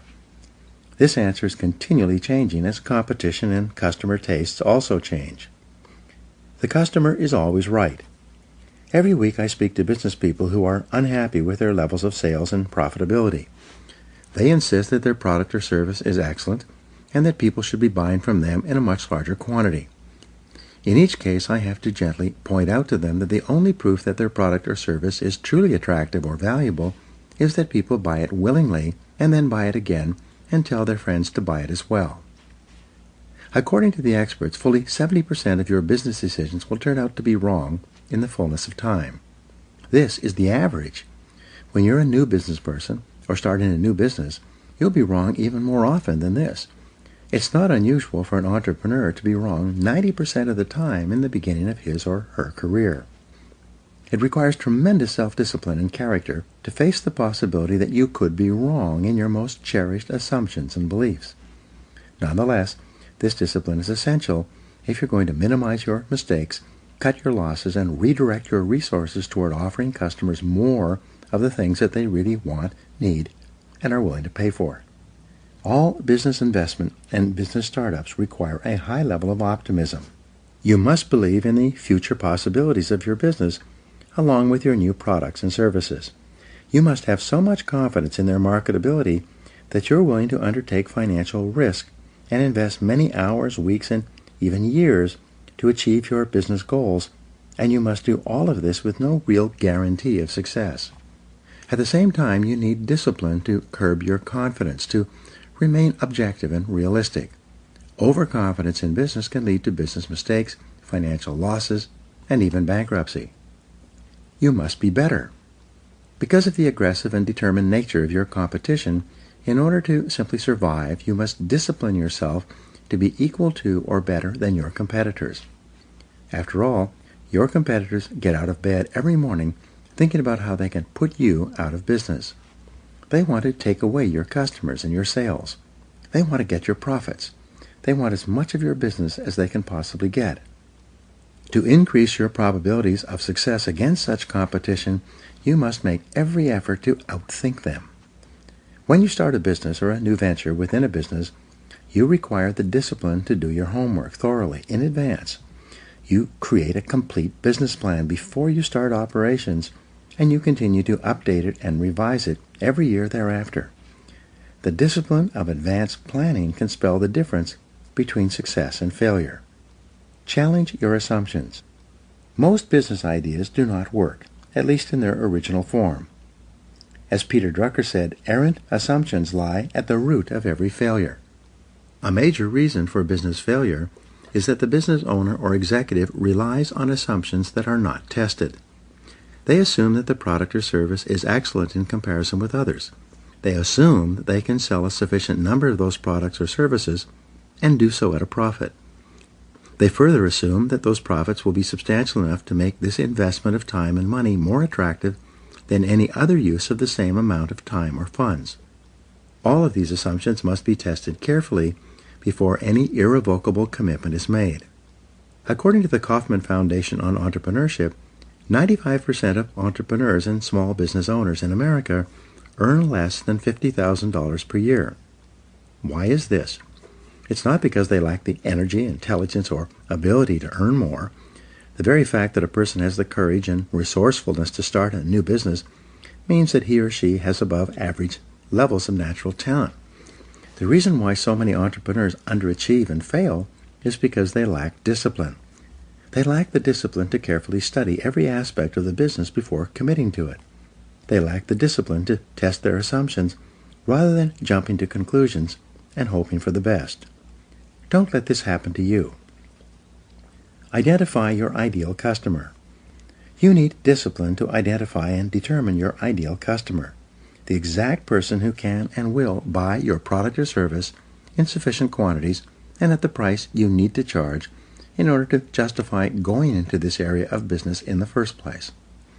You need the discipline, based on trial, error, and persistence, to develop a marketing plan that generates a steady and predictable stream of new leads for your business.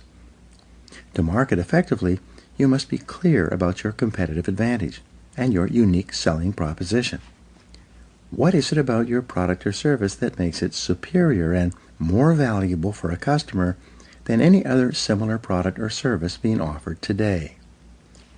You need the discipline to develop a complete sales system from beginning to end that converts qualified leads into solid customers. It's amazing how many businesses just assume that the product or service will sell itself, whether they have a superior sales system or not. Know your true costs. You need the discipline to determine accurate costs and the proper pricing of your products and services. Walmart has become the biggest retailer in history, largely because of its expertise in this area. It's amazing how many businesses are selling products and services at a loss because they've never accurately totaled all the costs of bringing that product or service to market in the first place. You've heard the old saying, we lose money on every item we sell, but we try to make it up on the volume. Obviously, that's not possible. You need a quality control system in order to ensure that every product or service that you sell is of such high quality that your customers are so satisfied that they happily buy from you again and tell their friends. You need the discipline to develop a customer service policy, one in which you treat your customers so well that they become loyal to you and choose you over any of your competitors. The purpose of a business is to please your customers. What is the purpose of a business? The purpose of a business is to create and keep a customer in a cost-effective manner. Profits are not the purpose of a business. Profits are the result of creating and keeping a sufficient number of customers who yield a sufficient number of profits after all costs. What is the key measure of business success? The answer is customer satisfaction. Every effort and activity of your business must be aimed at satisfying customers in a manner that is better than any other competitor. What is the measure of customer satisfaction? The answer is repeat business. It is only when customers buy from you again that you demonstrate that you have fulfilled the promise you made to them when you got them to purchase the first time. A resale to a satisfied customer requires 1/10 of the time and expense as a sale to a brand new customer. All successful businesses rely on repeat business, which is only possible with high levels of customer satisfaction. This is a real discipline. What is the key to long-term profitability? The answer is recommendations and referrals. The ultimate question that determines the long-term success or failure of your business is, based on your experience with us, would you recommend us to others? You can only survive and thrive when the majority of your customers are so happy with your products and services that they will encourage their friends and associates to buy from you as well. Since a referral from a satisfied customer is 15 times easier to sell to than a cold call, which means it only costs 1/15 as much, referral business is the key to your future. You require tremendous focus and discipline to develop and maintain customer service policies that cause people to buy from you, then buy again, and recommend you to their friends. Set high standards. You require the discipline to set standards of excellent performance in every area of your business and then to continually strive to get even better. You need to practice the TWAIN formula, which stands for continuous and never-ending improvement. No matter how high your level of quality is today, you can never be satisfied. You must be continually raising the bar on yourself and on everyone within your area of responsibility. You require the self-discipline to work long, hard hours for many months and even years to get to the top of your business.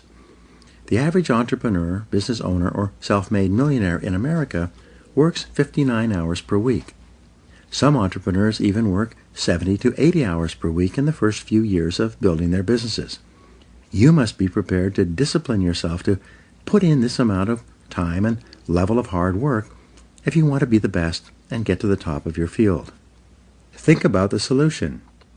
To succeed in business, you need the self-discipline to be proactive rather than reactive. You need to focus on solutions rather than problems. You need to concentrate on the most important thing you could possibly be doing every hour of every day rather than getting sidetracked by low-value or no-value tasks and activities. Above all, you need the self-discipline to settle in for the long term, to develop a long-time perspective in your business life. Because of the intensity of competition, it takes many years of disciplined effort for you to become a business success, whether this is in your own business or working for someone else. There are no shortcuts. There are no easy ways to get to the top. There is only one way, and that is through hard work, discipline, and willpower. On average, it takes about 2 years to break even in a new business venture. It takes another 2 years of positive cash flow to pay back the money you borrowed in the first 2 years. It then takes another 3 years before you become truly successful. In addition, everything costs twice as much and takes 3 times as long. Based on these statistics, why should you start your own business or embark on a new business venture? Because the time is going to pass anyway. After all, 5 years from now you will be 5 years older, and 10 years from now you will be 10 years older. At the end of that time you will either be at the top of your field or still down among the 80% struggling for every dollar and worrying about money every day. The choice is yours. Discipline is the key. In the next chapter, you learn the discipline that controls the lifeblood of your business, sales. In the final analysis, as Peter Drucker said, the purpose of a business is to create and keep a customer. Now, here are some action exercises for you. Number 1. Stand back and look at every area of your business as if you were an outside consultant. What changes would you recommend? 2. Imagine you were starting your business over again today. Are there any products or services that you would not bring to the current market? 3. Identify the 20% of your products and services that account for 80% of your sales and profits. How could you sell more of them? 4. Project forward 1, 2, and 5 years in your business. What are the trends? What will your customers be buying in the future? 5. List 3 ways you could improve your customer service to ensure that customers buy from you again and tell their friends. 6. List 3 ways that you could attract more and better qualified leads from your marketing and advertising activities. And 7. List 3 ways that you could make more sales to the prospects you attract, or that you could attract more and better prospects.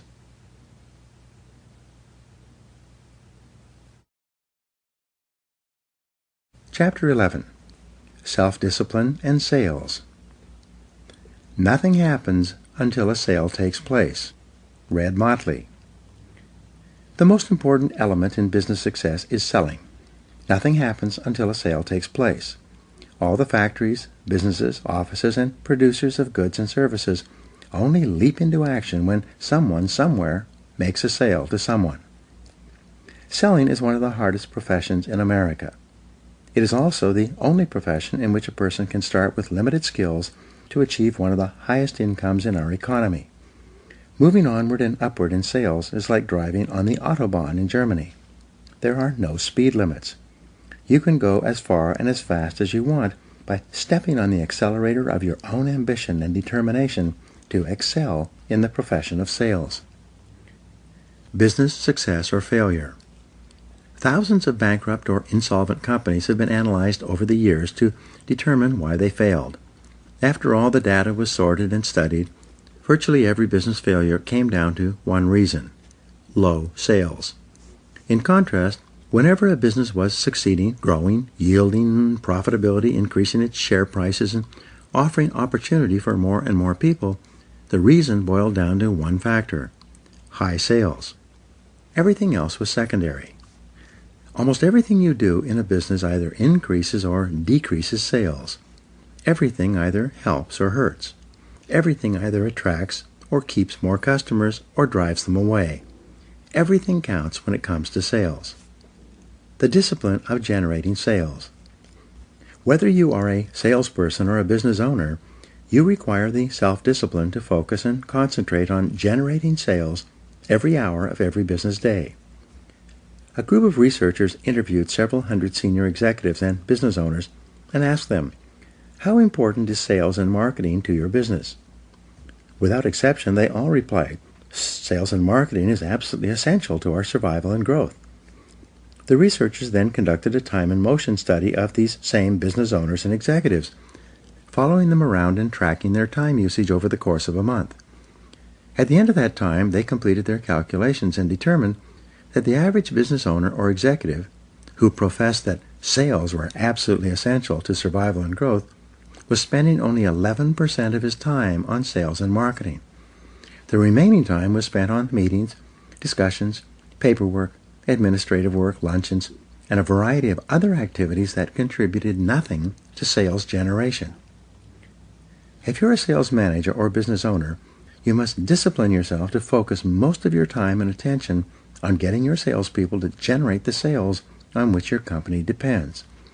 You must spend 75% of your time working with your salespeople and accompanying them when they visit your customers and make presentations and sales. Do your paperwork before or after work, but during working hours, when customers are available to be seen, you should dedicate yourself entirely to sales generation. How to go broke. Some years ago, I started a new business. I developed the product and then began advertising via direct mail, radio, television, and newspaper. I allowed myself to be completely overwhelmed with planning, paperwork, and advertising activities. By the end of the year, I was out of money and my business was almost broke. At that time, I realized that I had taken my eye off the ball of sales. I then sat down over Christmas and designed a complete sales process. On January 2nd, I picked up the telephone and began making appointments. Over the next 2 months of aggressive and focused sales activity, I did more business than I had done over the entire previous year. I saved my business and my home, and I never lost sight of that focus again. One of the most important questions you can ask as a salesperson, entrepreneur, or business owner is whether what I'm doing right now is leading to a sale. Ask this question of yourself repeatedly throughout the day. Every time the answer comes up no, you must immediately stop whatever you are doing of lower value and turn your attention to sales generation. In addition, make sure that all the people who are responsible for sales in your company ask and answer this question in the affirmative all day long. Overcome your fear of rejection. Assuming that you have an attractive product or service, one that is reasonably priced and suited to the current market, the biggest problem that telephone salespeople and outside salespeople face is rejection. The fear of rejection does more to sabotage a sales career and undermine sales activities than any other single factor. It is the major obstacle to sales success. It takes tremendous discipline for salespeople to get up every morning and go out and face the inevitable rejection that they know they're going to receive all day long. Most people cannot handle this continuous rejection. Therefore, to avoid the emotional pain that comes with rejection, many salespeople engage in a series of displacement activities to avoid being rejected. First of all, they make fewer calls. According to Columbia University, the average salesperson works about 90 minutes per day. In other words, only about 1.5 hours out of an 8-hour day. They spend the rest of the time warming up and getting ready, shuffling paperwork, checking the internet, reading the newspaper, chatting with coworkers, coming in late, leaving early, and taking extended lunches and coffee breaks. As a result, by the end of the day, on average, the salesperson has worked only 90 minutes. Increase face time with customers and prospects. When is a salesperson actually working? The salesperson is only working when he or she is ear-to-ear on the phone or face-to-face with someone who can and will buy within a reasonable period of time. The rule for sales success can be contained in 6 words. Spend more time with better prospects. There's no other way to generate a high, consistent, and predictable level of sales results. Because of the fear of rejection, however, salespeople procrastinate and delay throughout the sales day, doing everything possible to avoid getting face-to-face with people who can say no. The key to sales success, as I learned as a young salesman, is to realize that rejection is not personal. Prospective customers always say things like, "No, I'm not interested," or variations of, "I don't want it, I don't need it, I can't use it, I can't afford it, I'm not in the market right now," or "I'm happy with my existing supplier." The professional salesperson realizes that these are simply normal and natural responses to any commercial offer in a competitive marketplace. Again, they are not personal, so don't take them personally. Remain positive and optimistic. The key to sales success is to eliminate the fear of rejection, to become so confident and optimistic that you can call continually all day long and still remain positive and cheerful. As Winston Churchill said, "Success is the ability to go from failure to failure with no loss of enthusiasm." There's a direct relationship between the number of new customer contacts you make and your level of sales. If you want to increase the number of sales, simply discipline yourself to call on more prospects. When you increase your levels of sales activity, you also activate the law of probabilities to work on your behalf. You tap into the law of averages. You work the numbers to ensure success. How to double your sales income. Practice the minutes principle in your sales work. This principle says that if you are earning all the money that you are earning today, with only the number of minutes you are spending face-to-face with customers today, by increasing that number of minutes, you can also increase your sales. With outside salespeople, we encourage them to double the number of minutes they spend face-to-face with customers. We teach them to use every bit of intelligence and creativity they have to increase the amount of time they spend talking in person with prospects rather than following the path of least resistance and allowing themselves to procrastinate in getting out into the marketplace. In almost every case, when a salesperson doubles the number of minutes that he or she spends face-to-face or ear-to-ear with customers, that salesperson's sales double as well. This is not an accident. It is based on law, the law of probabilities. Control your sales activities. You can seldom tell where your next sale is going to come from. Therefore, you have to cast a wide net and speak to as many prospective customers as possible. The actual sale itself is not under your direct control. It's controlled by a variety of factors about which you can do very little. But the activities that lead to sales are completely under your control. The rule is, do what you can with what you have right where you are. To achieve high levels of sales success, you must discipline yourself to plan your days and weeks in advance. You must discipline yourself to plan your sales activities, especially your prospecting activities, every single day, and then you have to discipline yourself to follow through on your plans and resolutions. Improve your ratios. There are certain ratios in selling that largely determine how many sales you make. These ratios vary depending on your level of experience and ability, the competition, the prices of your products or services, and the general market. Nonetheless, these ratios always exist. There is a direct ratio between the number of cold calls you make and the number of prospective customers that you will be able to talk to or visit. There's a direct ratio between the number of prospective customers that you see or talk to and the number of prospects that you can follow up on. There's a direct ratio between the number of people you follow up on with proposals and presentations and the number of sales that you close. You can also think of this as a sales funnel. Into the top of the funnel, i.e. the broad end, go your prospects. The second part of your funnel is your presentations. The third part of the funnel is where you follow up and close the sale. Keys to sales success. You have two responsibilities when it comes to achieving success in sales. First, keep your funnel full. Always have more prospects to call on than you have time during the day. Never let your funnel become empty. Never run out of prospects. Second, get better at each stage of selling. Study, read, listen to audio programs, and upgrade your skills in prospecting, presenting, and closing sales. The better you get, the fewer prospects you require in the top of the funnel to generate sales out of the bottom of the funnel. Start early. Discipline yourself to make your first call early in the morning by 7 or 8 a.m. When you start your day with a face-to-face sales call, you'll be more energized and motivated to continue selling all day long. Discipline yourself to cluster your calls in a small geographical area so that you can get face-to-face with more people in a shorter period of time. Many salespeople, because of their fear of rejection, spread their calls out over a large geographical area and then convince themselves that they're actually working when they're really simply driving from call to call. Remember, you are only working when you are ear-to-ear or face-to-face with someone who can and will buy within a reasonable period of time. At all other times, you are unemployed. Set higher standards for yourself.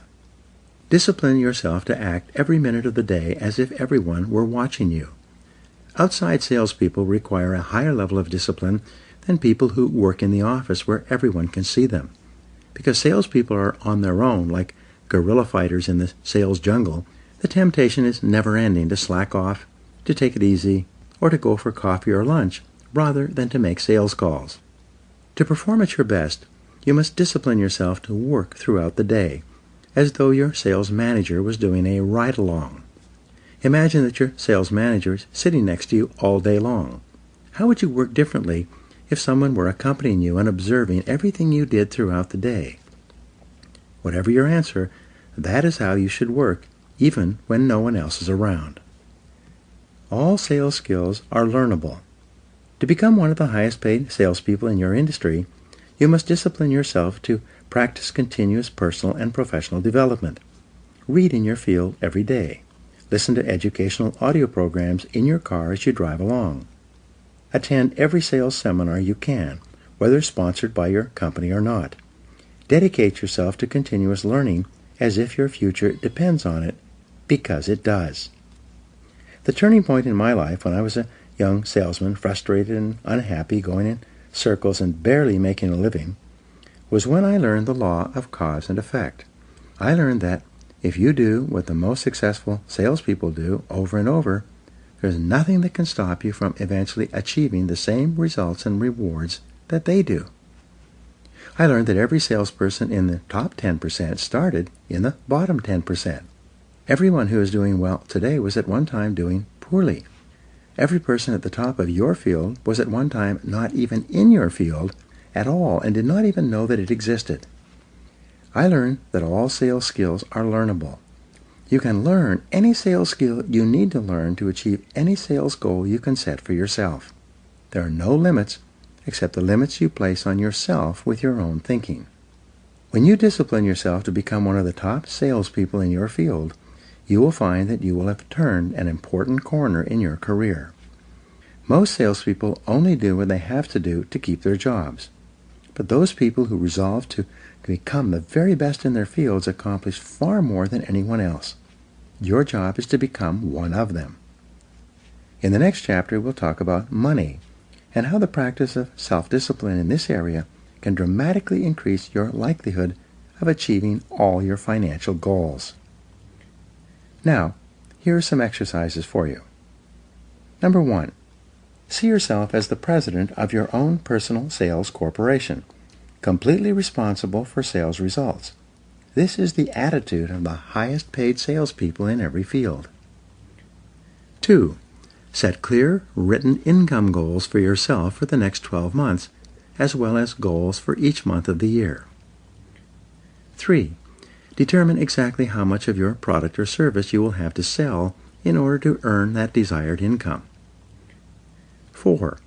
Determine how many individual sales you will have to make based on your average size of sale and amount of commission earned.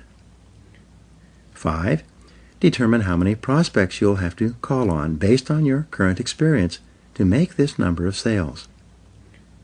6. Dedicate yourself to continuous improvement in sales by reading each day, listening to audios in your car, and attending sales seminars. And number 7, spend every minute of every sales day getting face-to-face with people who can and will buy from you in the near future.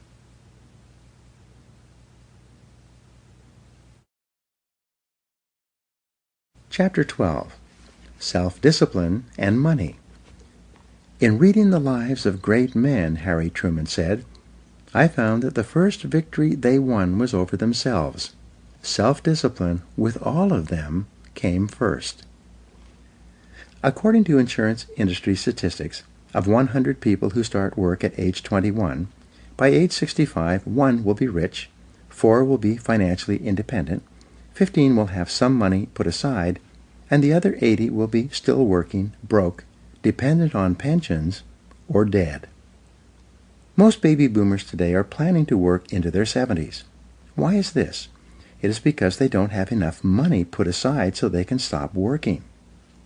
The primary reason for financial problems in life is lack of self-discipline, self-mastery, and self-control. It is the inability to delay gratification in the short term. It is the tendency for people to spend everything they earn and a little more besides, usually supplemented by loans and credit card debt. Today, the savings rate in America is too low to achieve financial independence. After a lifetime of work, the average American family has a net worth of only about $8,000. People continue to spend and borrow as if there is no tomorrow. The good news is that we are living in the most affluent time in all of human history. There are more opportunities to achieve wealth and prosperity today for more people and in more different ways than have ever existed in the history of man. It has never been more possible for you to achieve financial independence than right now. But you must make a resolution to do it, and then you must follow through on your resolution. The reasons for financial failure. The primary reason why most adults have financial problems is not because of low earnings. In their book, The Millionaire Next Door, Thomas Stanley and William Danko show that two families living on the same street, in the same size of house, and working at the same job can have completely different financial situations. By the age of 45 or 50, the couple in one house will be financially independent, while the couple next door is deeply in debt and having trouble making the minimum payments on their credit cards. The reason for this is not the amount of money that they earn.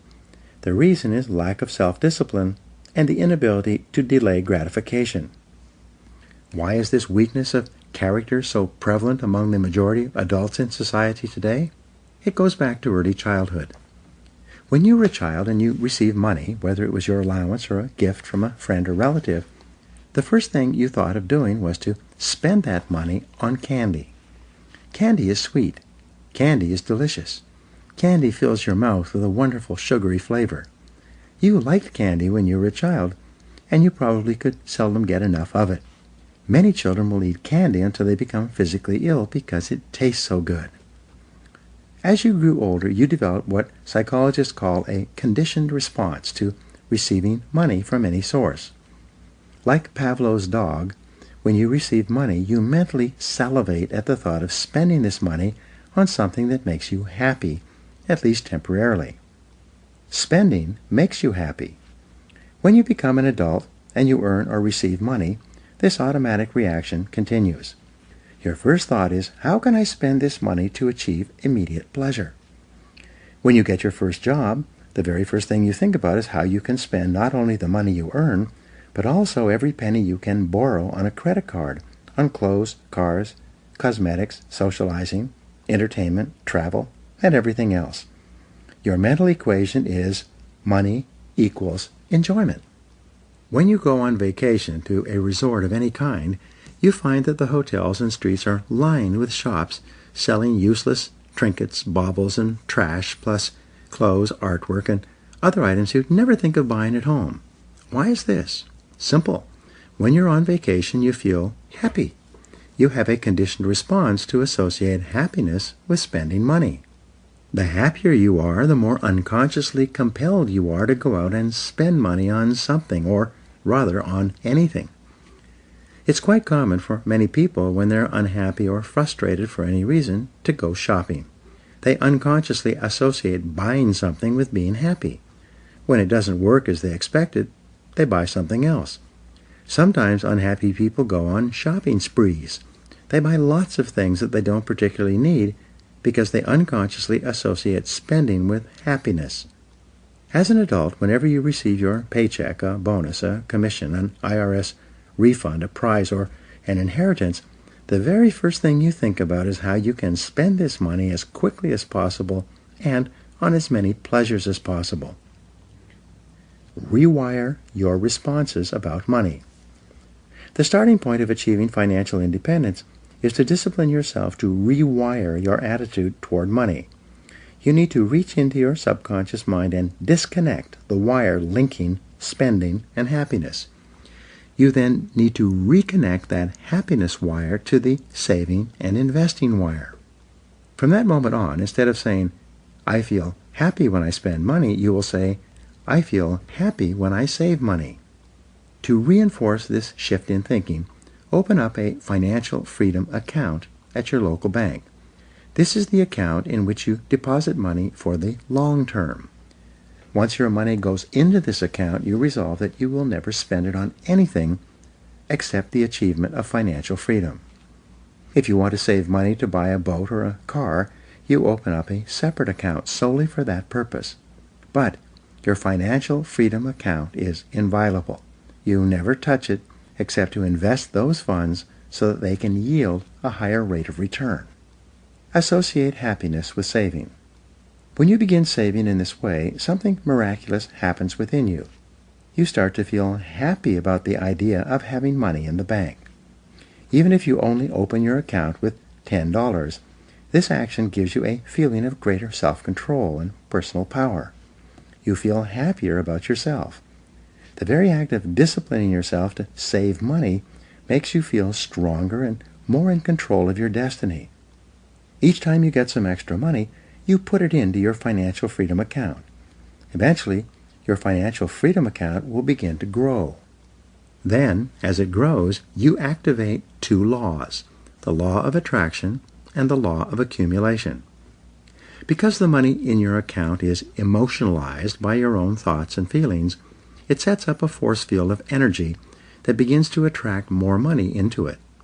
If you save $10 a month for a year, you'll be astonished to find that with the extra bits of money that you have put into that account, you'll probably have more than $200 rather than just $120. If you save $100 per month, you'll probably have more than $2,000. The law of accumulation says that every great achievement is an accumulation of many small achievements. The law of attraction says that you attract into your life those things that are in harmony with your dominant thoughts. Because of these laws, your financial freedom account begins to grow with the miracle of compound interest. The more money you have in your bank account, the more energy it generates, and the more money is attracted into your life. You've heard it said that it takes money to make money. This is true. As you begin to save and accumulate money, the universe begins to direct more and more money toward you that you can save and accumulate. Everyone who has ever practiced this principle of regular saving is absolutely astonished at how quickly their financial fortunes change for the better. The rule for financial independence, once you have rewired your attitude toward money, is simple. It is to pay yourself first. Most people save whatever is left over after their monthly expenses, if there is anything left over at all. The key, however, is to pay yourself first, off the top, from every amount of money you receive. Save throughout your lifetime. It used to be that if you saved 10% of your income from your first paycheck until you retired, you'd be financially independent, if not rich. Today, however, Financial advisors suggest that you need to save 15 to 20% of your income in order to achieve all your financial goals. Any less than this opens you up to the risk of running out of money later in life. When we suggest to people that they need to begin saving 10% of their incomes, they shake their heads. Most people are spending everything they earn today. They have nothing left over. Most people are deeply in debt as well. The idea of saving 10% of their income right off the top appears impossible. But there is a solution. Practice the 1% formula. Begin today to save 1% of your income and learn to live on the other 99%. This is a manageable amount. This is a number that you can get your mind around. It requires only a small amount of self-discipline and delayed gratification for you to save 1% each month. If you are earning $3,000 per month, 1% is $30 per month, or only $1 per day. At the end of each day, come home and put your daily amount into a box or jar. Once per month, take your accumulated savings down to the bank and put it into your financial freedom account. This sounds like a small beginning, but remember that a journey of 1,000 leagues begins with a single step. In no time at all, you will become comfortable living on 99% of your income. At that point, you raise your savings level to 2% of your income per month. You then adjust your lifestyle to live on 98%. In no time, this will become a habit. You will find it automatic and easy to live on 98% of what you earn. Month by month, you then increase your savings level by 1%. At the end of the year, you will be saving probably 10% of your income. Then, something else remarkable will start to happen. Your debts will start to decline. As you become consciously aware of saving your money and moving toward financial independence, you will become more intelligent and thoughtful about each expenditure. You will find yourself spending less and gradually paying off your debts month by month. The payoff is tremendous. The reward for saving and investing is substantial. It is said that happiness is the progressive realization of a worthy ideal. So every time you save $1 or pay off $1 of indebtedness, you feel happy inside. You feel more positive and in control of your life. Your brain releases endorphins, which in turn give you a feeling of calmness and well-being. Within 2 years of beginning this process, you will have worked your way out of debt and will have begun to accumulate a growing amount of money in your financial freedom account. As this amount increases, you will begin to attract into your life more money and more opportunities to deploy those funds intelligently so that they yield a higher rate of return. At the same time, your attitude toward money and spending will gradually change. You'll become more disciplined and conscientious. You will investigate carefully before you invest. You will study every aspect of a potential business or opportunity. You will be reluctant to part with money that you have worked so hard to accumulate. You will actually begin to reshape your attitude and personality toward money, and do so in a very positive way. Income increases don't help. Sometimes I ask my audiences, who here would like to be financially independent? Everybody raises their hand. So I then say, if I could wave a magic wand and double the income of every person in this room, would that help you to become financially independent? Everybody cheers and laughs and nods their head, agreeing that if they could miraculously double their incomes, they could become financially independent. I then ask them, how many people in this room from the time you took your first job to today have already doubled your income? Without hesitation, every hand in the room goes up. I then ask how many people here from the time you took your first job to today have increased your income 3 times, 5 times, 10 times. Hands go up all over the room. Everyone in the room has doubled or tripled or increased their income 5 or 10 times from the time they took their first job. I then make my point. Everybody here has already increased their incomes dramatically, but it has done no good. Simply increasing your income does not ensure that you will achieve financial independence. This is because of Parkinson's law, which says expenditures rise to meet income. No matter how much you earn, you end up spending it all and more besides. Practice the wedge principle. The way to achieve financial independence is for you to break Parkinson's law.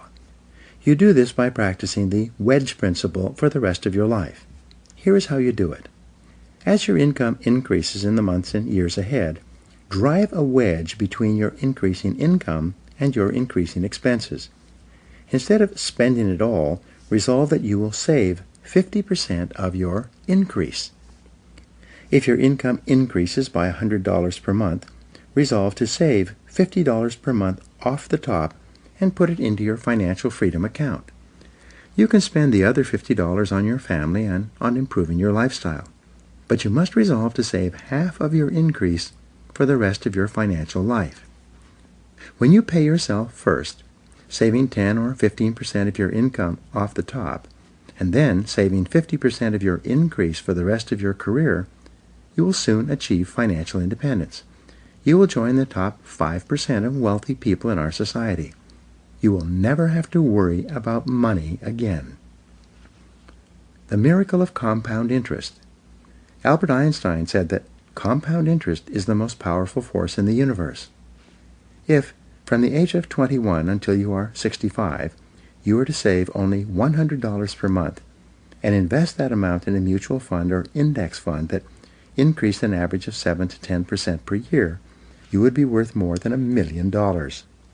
If you were to set up your payroll account so that $100 were automatically deducted and invested for you, you could be sure of becoming one of the wealthiest people in America.